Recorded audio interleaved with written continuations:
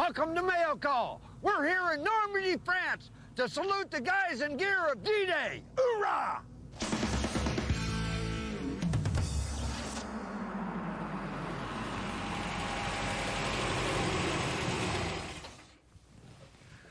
I'm at Long-sur-Mer on the Normandy coast.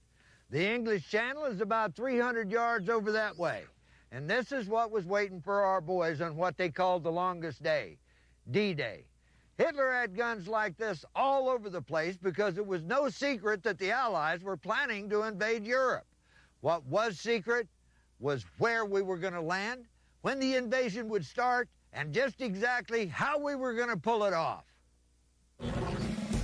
As the Supreme Allied Commander, General Dwight D. Eisenhower was in charge of putting together the top-secret blueprint for the invasion of Europe. Dubbed Operation Overlord, Ike's plan called for Allied troops to cross the English Channel and come ashore along a 50-mile stretch of Normandy, France. The beaches were codenamed Utah, Omaha, Gold, Juno, and Sword. The plan also called for paratroopers to jump behind enemy lines the night before the beach assault. The date for the invasion would be set as soon as the men were trained. The tide was at its lowest, and the moon was full. That day, D-Day, would be June 6th, and the hour, H-hour, was 0630. More than 250,000 troops were part of Operation Overlord, coming in from the sea and the air. But Paul, in Highland Park, California, shot me an email asking which guys had their boots on the ground first. Well, Paul, that distinction goes to a bunch of crazy bastards called the Pathfinders. How'd they do it? Well, while the Germans were pointing guns like this out to sea, the Pathfinders snuck in behind their backs. They were the first of the first. Step one on D-Day was to drop thousands of paratroopers into France. They were to strike the night before the beach landings and secure key villages, roads, and bridges. It was a critical mission, but we had some big issues to take care of first. The transport pilots would be flying in darkness to a place they had never been before, in absolute radio silence. How about some of that? This could be a recipe for disaster. I mean, it already had been, for crying out loud. Less than a year earlier, during Operation Husky, American pilots misdropped paratroopers all over Sicily. It was a real mess. Now, to keep that from happening all over again, we got our hands on a guidance system developed by the British. It's called Eureka Rebecca. A transmitter on the ground, the Eureka sent a signal to an aircraft rigged with a receiver codenamed Rebecca. And with that receiver, airmen could follow that Eureka signal like a bee to honey. Now, to get those transmitters into each drop zone on D-Day, the Army called for about 350 paratroopers willing to jump into France before everybody else. Now, this new outfit was dubbed the Pathfinders, and the all-volunteer force was the cream of the crop. But they also had a reputation for being a bunch of badasses, and no one typified that devil-may-care Pathfinder mentality better than Captain Frank Lillyman, the guy in charge of the Pathfinders from the 101st Airborne. On training jumps, he actually jumped with a movie camera strapped to his reserve harness, with a cigar clenched in his teeth, and there is archival footage that actually shows him doing this. Lillyman had no shortage of guts, and no shortage of brains either. Like his counterpart in the 82nd Airborne, Lillyman divided his Pathfinders into 18 to 20-man teams called sticks. Each stick was then assigned to a top-notch crew of flyboys from the Troop Carrier Command. They hoped that we would take them there properly and drop them in a drop zone where they were supposed to go. That was our objective as far as pilots. We trained with a certain stick, and that's the stick that we dropped. You got to know them because it was good to know these were guys you were going to have to put in a very difficult place. You wanted to do it right. Since the air crews were going to be dropping the guys with the homing devices, nobody was going to be on the ground to guide them in. So these pilots and navigators had to be good. The plan was to drop the Pathfinders into their specific drop zone so they could fire up their transmitters. Officially, the PPN-1A, the Eureka, didn't look very impressive, but it was the heart of the whole operation. Once the Eureka operator patched in his antenna and headset, he could start sending a signal to the approaching C-47s equipped with the Rebecca receivers. Eureka Rebecca was gonna be a godsend, but just in case it failed, other Pathfinders were gonna drop in with a low-tech backup system. Battery-operated signal lights called halophanes. And while some guys fired up the Eurekas, others laid out the lights in a big capital letter T. These lights could be spotted by the incoming C-47s miles away.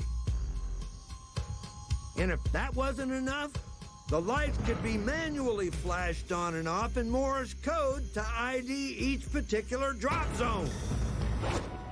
On the night of June 5th, the Pathfinders boarded their planes and took off for France. They told us that we would be a surprise, that the Germans didn't know we were coming. And all the Germans were up that night, I can assure you. All of a sudden, we heard these bullets hitting the planes, the wings, and a piece of shrapnel come up through the floor, up through a seat. And thank God we were standing up, because whoever would have been sitting in that seat would have got it. I understand in my stick that 8 of the Pathfinder's stick was lost before they hit the ground. They were killed in coming down in a parachute. Now, when a lot of the Pathfinders hit their drop zones, they got too busy killing Germans to set up their homing devices.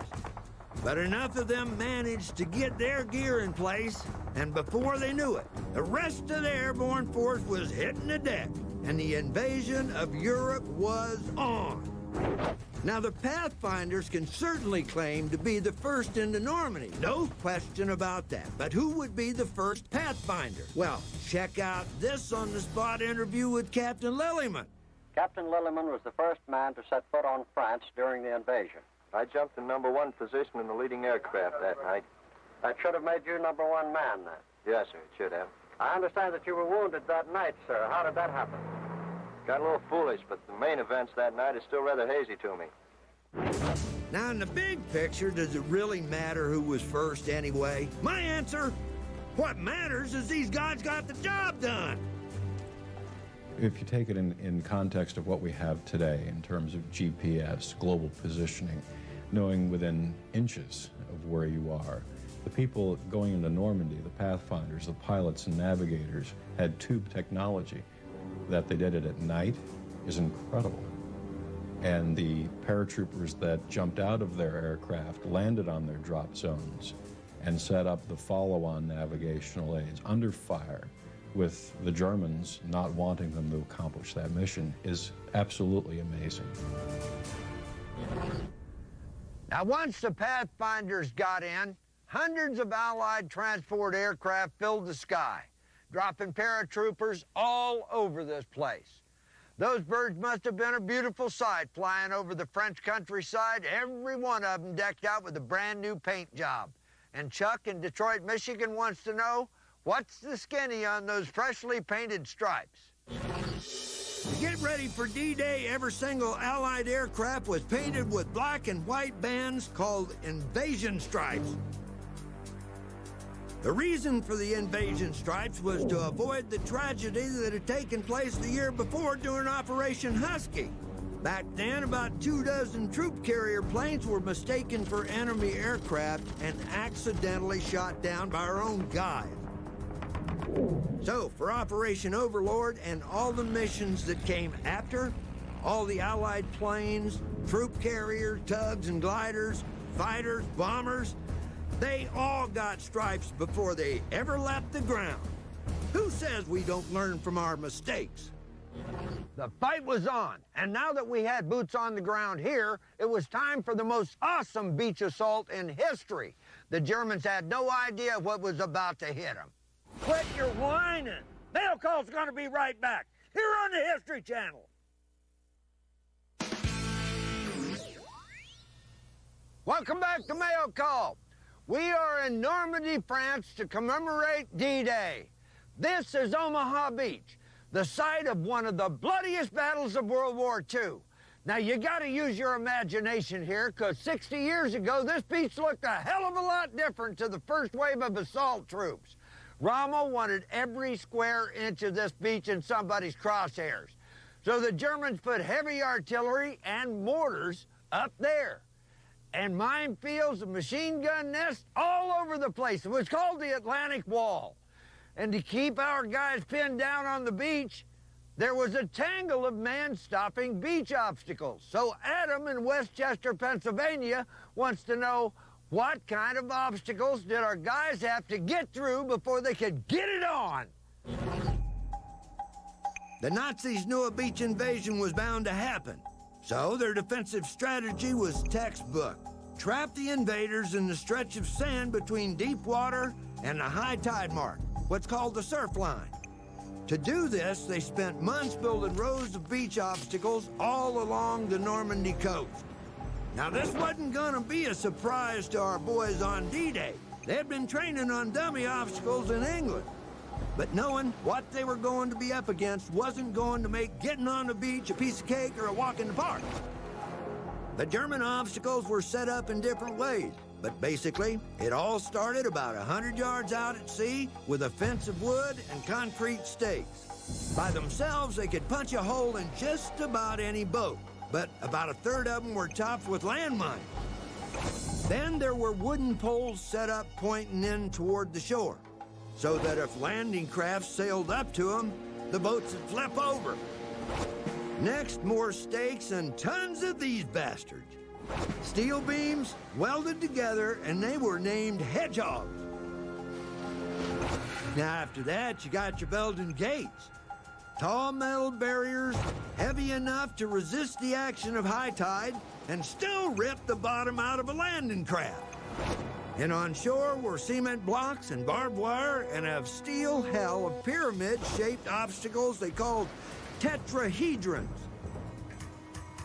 The whole setup was designed to turn the beaches of Normandy into a shooting gallery. Now, if our boys didn't get through, they were going to be sitting ducks for the German guns. That was Hitler's plan, but we had a different plan. We trained special teams to come in with the first wave of assault troops and blow those obstacles to smithereens. And Brandon in Louisville, Kentucky rode in asking, how in the hell did we kick in the door on Hitler's Atlantic Wall? I sure hope you don't think that a little thing like a few thousand tons of obstacles topped with landmines was gonna stop us. We were armed with some pretty clever gizmos of our own, and a few hundred guys trained to use them. They were the NCDU, Naval Combat Demolition Unit. For months they rehearsed what they were gonna do on D-Day, figuring out what kind of explosives worked best with each different obstacle. We used whatever charges that the obstacle dictated. If it needed a pack, an explosive pack of 10 or 12 pounds, we would throw the pack over the obstacle and tie it into the detonating line. Now, the Belgian gates were a bit more stubborn. To knock out one of these, it would take an explosive invented specially for the job. They called it the Higginson pack. Nothing more than a canvas tube packed with 2 pounds of plastic explosive. And the GIs figured out that when you ran out of tubes, a stinky old wool sock could do. The end of the canvas sack was closed with a line with a hook on it, and an open line here where you could fasten it around a beam or around a log or something like this and tie it in. Now, to make sure that each gate got blown out completely, the demo boys would attach 12 charges, one at every critical joint in this steel bad boy. The loose ends of the primer cord was sticking out would be tied into the main firing line. Attach a fuse, pull the trigger line, and bye-bye Belgian Gate. The sailors of the NCDU joined forces with soldiers to form 9-man Army-Navy gap teams. When D-Day came, each team was expected to clear a 50-yard wide lane through the German obstacles. Now, this was critical if we were going to land enough troops to make the invasion stick anyway. Now, if the assault waves, men of the 4th, 29th, and 1st Infantry Divisions, were going to break Hitler's Atlantic Wall, they needed the obstacles blown. They needed an ugly little boat that was about to make history. You're looking at the LCVP. That means Landing Craft Vehicle Personnel. But to the GIs who rode in them and the guys who drove them, it will always be the Higgins boat. This Higgins boat was a very strategic watercraft. Probably one reason why I'm here today, because it was so well-built, constructed, seaworthy, the whole 9 yards. Designed and built by Andrew Higgins in his New Orleans factory, the LCVP was a 36-foot wooden boat. She could operate in as little as 2 feet of water and run right up on the shore. The bow was a ramp that could be lowered to let the troops out in a hot hurry under fire. But with that flat nose and a diesel engine, this thing could barely make 12 knots at top speed. As a matter of fact, it was much like driving a bulldozer in the water, with that iron blade of a bulldozer likened to the iron ramp of this landing craft. You really could at best just chug along. For D-Day, each infantry company would be split into 6 30-man assault boat teams. Groups of 10 boats would hit sectors of Omaha and Utah Beach in wave after wave, starting at 06:30, H-hour. A single assault boat team was 29 men and 1 officer. Now, we had riflemen, we had 2 automatic weapons, we had 2 mortars, 60-millimeter mortars, we had bazookas, we had Bangalore torpedoes, which were pipe-like things that we used to blow wire. Every soldier was expected to tote as much gear as he possibly could onto that beach. With a chest full of grenades and bandoliers of rifle ammo, the total load could jump to over 100 pounds. To help carry all that, the Army developed a special assault jacket. Based on a British prototype, the canvas vest was intended to better distribute the infantryman's heavy load. Nothing would be left to chance. Training for the invasion was non-stop. Every man knew his job, backwards and forward. They kept repeating. It was monotonous, but we learned to do it in our sleep. But training ain't real life, no matter how many times you do it. Now on D-Day, just before H-hour, Navy guns did soften up German gun batteries, and the Army Air Corps boys did some damage too. And when the first assault wave hit the beach, our boys got hit with a shower of lead and steel. Now, when our ramp went down for us to exit the boat, it was like a signal for every machine gun on that beach to zero in on our exit.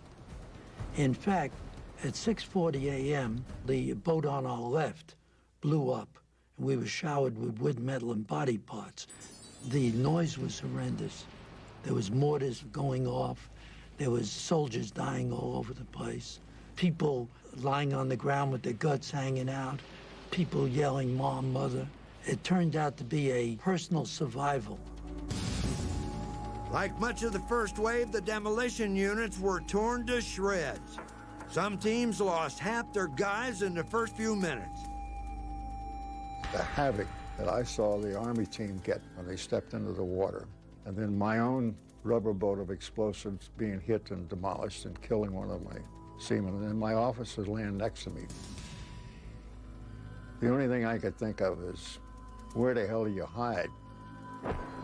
German guns and mortars were taking out landing craft with a single shell. And even those state-of-the-art assault vests just added to the body count. I landed in bloody red neck-deep water.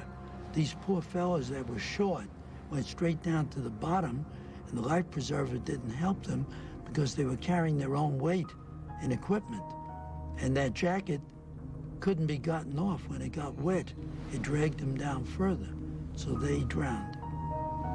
It got so bad that the guys driving the boats back out to pick up the next waves had to dodge bodies floating out from the beach. The crew would check the pulse and see if there's any sign of life, and if so, bring it to the nearest ship for immediate first aid attention. Sadly enough, if there was no sign of life, give them the deep six, which meant throw them back in the sea. So consequently, we would have to leave them there. That was 18-year-old kid. It was tough. Standing on this beach today, it's pretty quiet. But knowing what was waiting for our boys that morning, I gotta tell you, every single one of those guys defines the word hero. They got us on the beach against the worst possible odds. But it was just the beginning. If we were gonna get off the beach, we were gonna have to take out all those guns. I'm just getting started with you. We got a lot more mail call right after this. Welcome back to a special mail call. Getting into the gear we had on D-Day. Now this baby right here is one of the last big-ass German gun batteries that's still around. Check it out. Concrete wall 6.5 feet thick and a 152 millimeter gun with a range of nearly 13 miles. It could take out a landing craft on Omaha Beach to the west or Gold Beach to the east. If the Allies were going to get Operation Overlord off the beach, we were going to have to knock out guns like these all along the coastline. So, let's answer an email from Drury in Plano, Texas. He's asking what kind of gear and guts did it take to do this nasty job? Our gunners and bombers made a whole lot of Swiss cheese on that day, but we still needed guys on the ground to make sure all the guns were knocked out and finish off the troublemakers we hadn't hit. It was a hell of a job. It was the job of the United States Army Ranger. Hoorah! Now, don't mistake Rangers for your run-of-the-mill GI. These fellas were trained like commandos. Their motivation was second to none. And on D-Day, these hardcore warriors knew that failure was not an option. If those guns were permitted to do what it was intended for them to do, tens of thousands of soldiers on all the beaches would have been killed. So it was imperative that somehow those guns be put out of action as quickly as possible. For months, Leonard Lamel and his Rangers had been training along the English coast. They were getting ready to scale the cliffs along Point du Hoc, just east of Omaha Beach. Recon photos showed what might be 5 big guns still intact on the bluff. To get the Rangers up and over these cliffs, they developed a rocket-fired grapnel hook. The steel claws of the hook could dig into the top of the cliff. The hooks were attached to long climbing ropes, some with toggles every foot or so to make climbing just a little bit easier. The Rangers also used specially designed metal ladders that could be carried ashore and quickly assembled.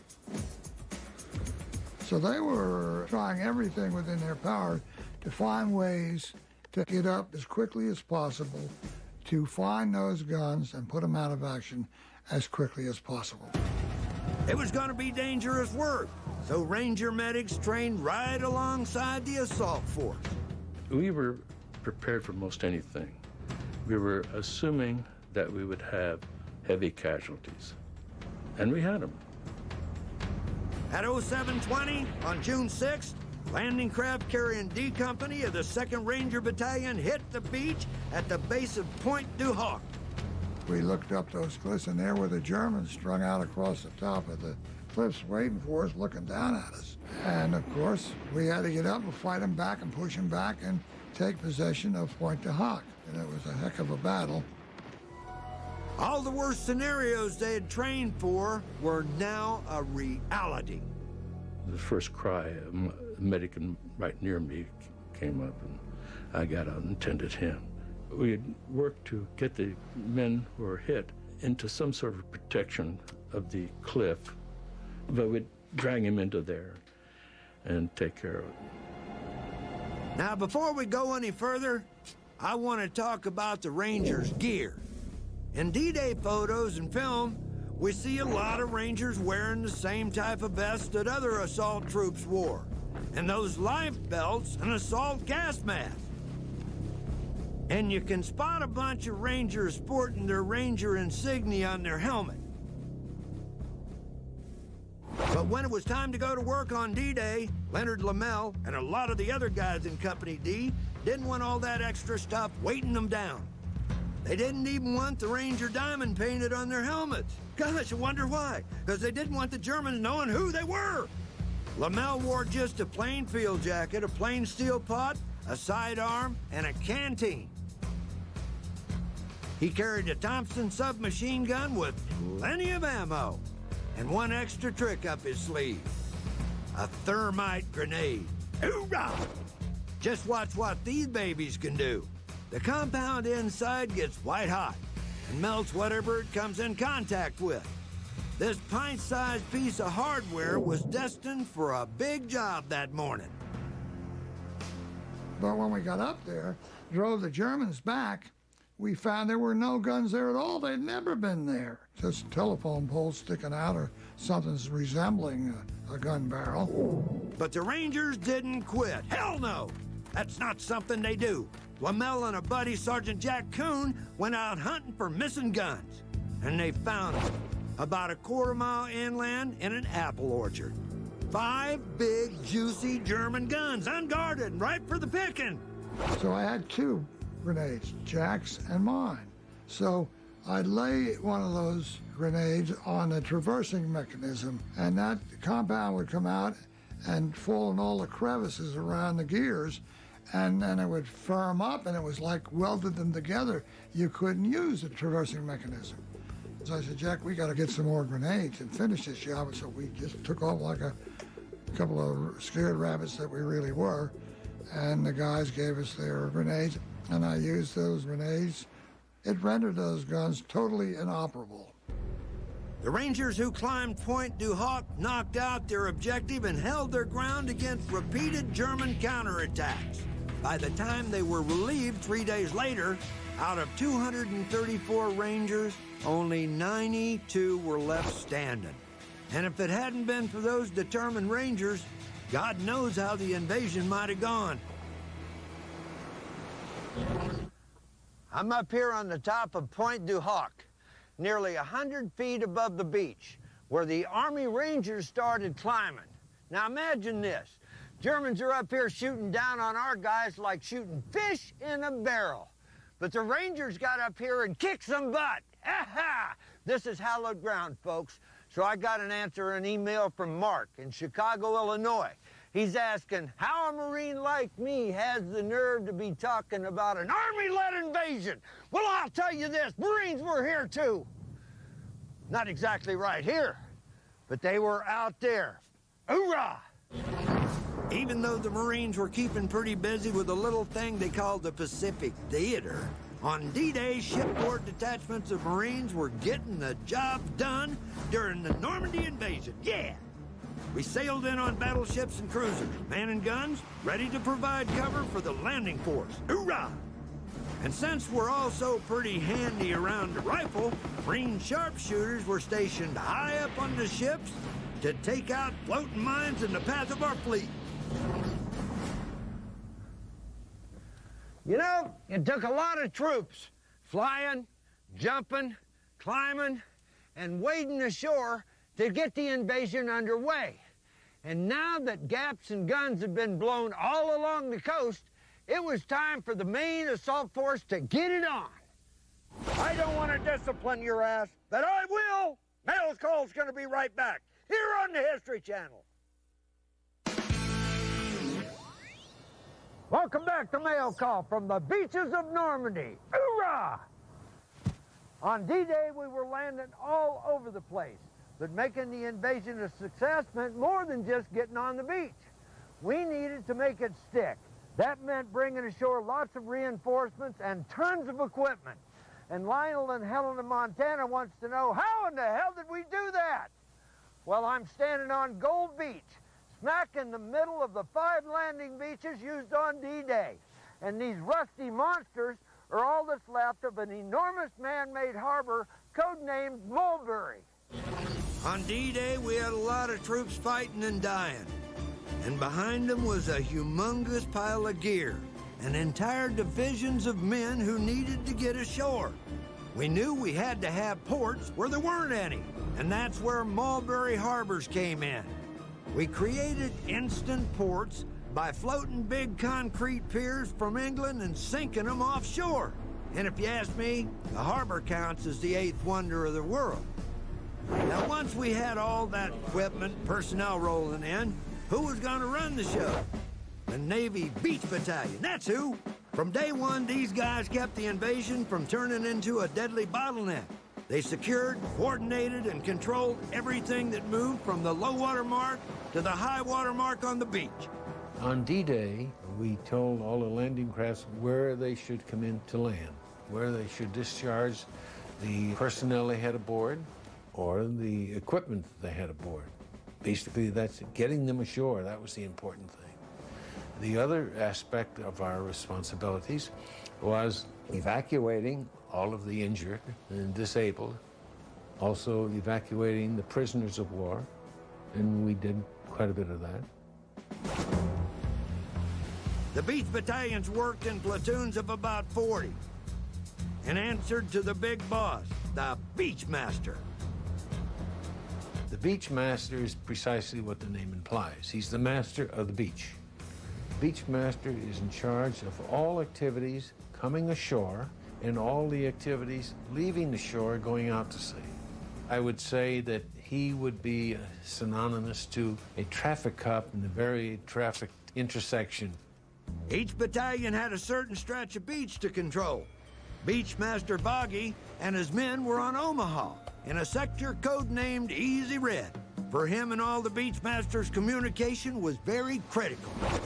No Beachmaster worth his salt would be caught without his handy talkie, SCR 536. It was kind of like a WW2 cell phone that kept the head honcho in touch with everybody on the beach. He could communicate with the Beachmaster to his right, Beachmaster to his left, because there's not just one Beachmaster for the whole beach.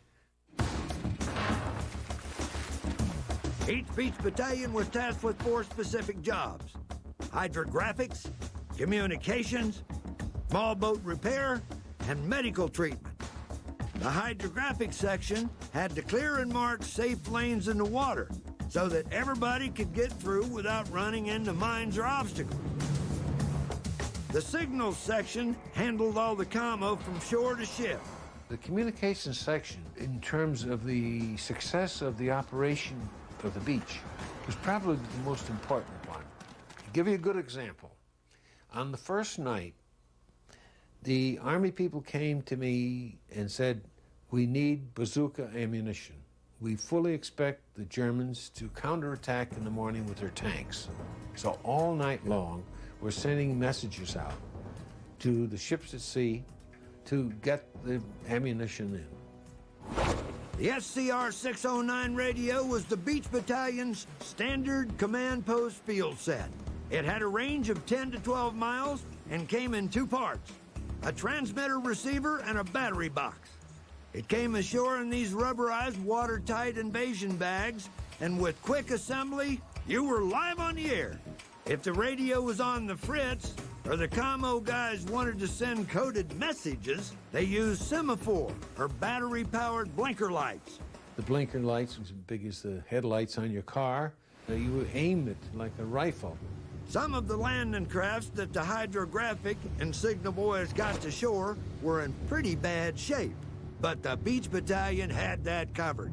Their boat repair section was standing by to patch them up and get them shipshape again. When some of these landing crafts would come ashore, for whatever reason, they may be conked out. Water got into them. They had bullet holes in the side. Well, we had the capacity to repair these things of a minor nature. And knowing that the invasion was going to be hell, the Beach Battalion came well prepared with their own medical gear and corpsmen. Each corpsman was trained independently to do what he could do and do it as best he could do, as fast as he could do.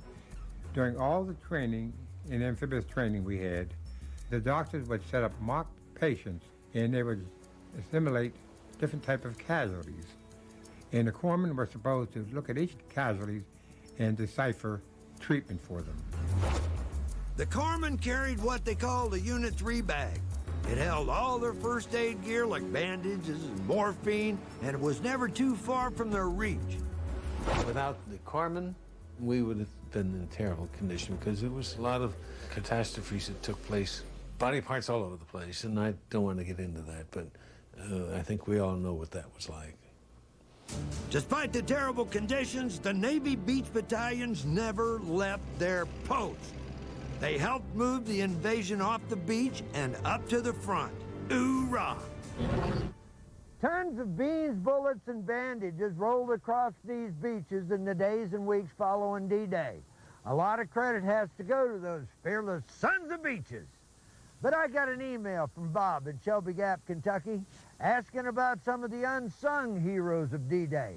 He wants to know about Rhino ferries. All those landing craft kicked butt. Unless you had a few dozen heavy vehicles to unload in a hurry, that is. Then it was time to call in reinforcements. Pontoon barges that the Seabees who build them like to call Rhino ferry. The idea was really simple. String together pontoons powered by outboard motors to make a maneuverable steel bridge between cargo ships and the beach, 200 feet long and 70 feet wide. Rhino ferries were the ultimate shuttle service, but in reality, piloting a large, slow-moving target loaded with critical cargo and totally exposed to hostile fire and the elements was no pleasure cruise.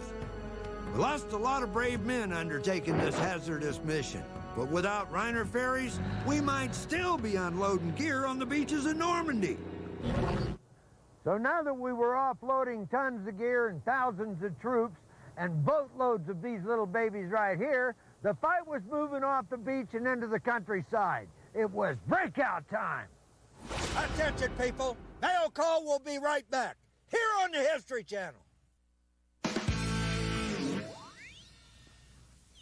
Welcome back to Mail Call from Normandy, France. You know, you'd think that once our boys started rolling off the beaches with enough heavy artillery to knock out bunkers like this, they'd have it made. No way. Once we started moving inland, our boys ran into minefields, barbed wire, booby traps, enemy machine gun nests at just about every turn. And there was another obstacle that almost put the kibosh to the whole invasion. One that the Germans had nothing to do with. These damn things they call hedgerows. For hundreds of years, way before anybody ever thought they'd be fighting to the death around here, French farmers took the rocks and stumps they pulled from their fields and piled them up at their property lines. After a while, shrubs and trees knotted the whole mess together, and the French had themselves some badass barriers that were as strong as cement and a lot harder to blow through. Hedgerows might have been good for keeping out the nosy neighbors, but they also made great hiding places for the German soldiers. Loaded with their anti-tank weapons and heavy machine guns, they dropped the whole world of hurt on the unsuspecting American tankers. They were bogged down in their thin-skinned Shermans. These hedgerows protected the Germans. They could pop up and you'd never see them. And I think the problem was in the first day's battle that everyone thought that they could just go right through these hedgerows and destroy everything that was there. The hedgerows held up the progress of the whole damn invasion. With some well-placed machine guns, the Germans turned each little field into a fortress. Our guys had one hell of a time rooting them out. Because the fighting was in such close quarters, you couldn't just bomb the whole place or pound it with artillery. Tanks got ambushed too easily, so it took foot soldiers spilling their blood at every corner. The tank crews had the damnedest time with the hedgerows. They tried breaking through them with tanks outfitted with bulldozer attachments, but there just weren't enough of them to go around. Plus, they could only knock one clear hole in the hedgerow at a time, forcing all the other tanks to play follow the leader. The Germans quickly figured out that wherever the dozer tank was, there were easy targets to follow. After a few weeks of this, things were looking hopeless for the Allies. Enter Sergeant Curtis Cullen of the 102nd Cavalry Reconnaissance Squadron. Cullen had a bright idea. He took scrap metal from German beach obstacles, no less, and welded them onto the front of a tank. He was sure that these steel tusks would give a tank the oomph it needed to tear right through the tangled mess of a hedgerow. On July 22nd, a tank fitted with Cullen's new hedge-chopping device was brought out for a secret demonstration for top Army brass. Albert Janist commanded that tank. I was set up there with my crew, and we got in position, and we got the order to hit it. And we hit it, and we went through, and we're back to the bivouac. The hedge chopper looked like a winner, and for obvious reasons, tanks fitted with Cullen's new gadget were nicknamed Rhino tanks. The commander of the 3rd Armored Division wanted 57 Rhino tanks ready to go by the next morning. The job fell to the division's maintenance chief. They had to make a different hedge chopper for each tank because the parts were all different. We just cut up parts and tried to put them together the way we could. So the individual men had to improvise and design their own hedge choppers. We would have one guy got the steel, one guy was cutting up the steel, one crew was fitting the steel together, another crew would come and weld it out. The maintenance guys worked their butts off, but despite their best efforts, 57 Rhinos was too tall an order. We found out it took 40 man-hours of labor to weld up a hedge chopper. Instead of 57 hedge choppers, we had 7 the next morning. That's all we had. They may have had only a handful of the things, but virtually overnight, Cullen's device restored the muscle of the armored division. The Rhino tanks mowed down the hedgerows, and the infantry that followed them mowed down the bad guys. Yeah, get some! The hedge choppers were so low to the ground that the Germans couldn't see them. They couldn't see which tanks had them, which didn't have them. But once we got the hedge choppers, we could put them on a number of tanks, and we could break through 10 or 12 places at once. On July 25th, the German line was broken by a combined arms wallop of tanks, artillery, infantry, and air power, clearing a path into the heart of France.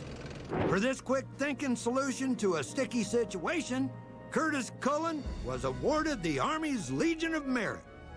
He saved thousands of lives and thousands of tanks. And that's how we broke out in Normandy, because of that hedge chopper. We busted out of hedgerow country, kicked it into high gear, and the race to Paris was on. We didn't look back, but we did leave something precious behind. More than 2,500 troops died on D-Day alone. And by D-Day +2, the U.S. Army had already established the first American cemetery on European soil, on the cliffs above Omaha Beach. A lot of our heroes weren't going to make it back home. But after the smoke cleared, France brought home to them.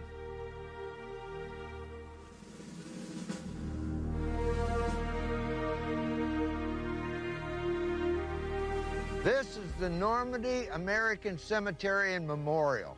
Almost 10,000 American war dead are buried here. Men and women who gave their lives to liberate France and win the war. Dedicated back in 1956, it's been a source of national and international pride ever since. This beautiful and historic final resting place for the known and unknown dead of the Normandy invasion is a permanent piece of American soil in France. It has been the center point for anniversary celebrations and for returning veterans who come here for very personal reasons. And as long as there's someone to remember, the stars and stripes will always fly over Normandy. You know, we've spent a lot of time talking about the outstanding gear that made D-Day work. But all the equipment in the world would not add up to a hill of beans without the troops who fought and died right here. We may not know who you are, but I promise we'll never forget you. Semper Fi, carry on.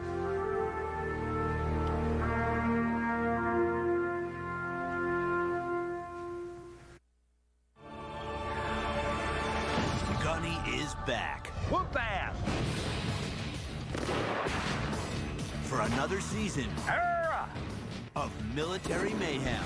Who's your daddy? Mail Call. New season premieres Friday, March 16th at 10 on the History Channel. Oh, yeah.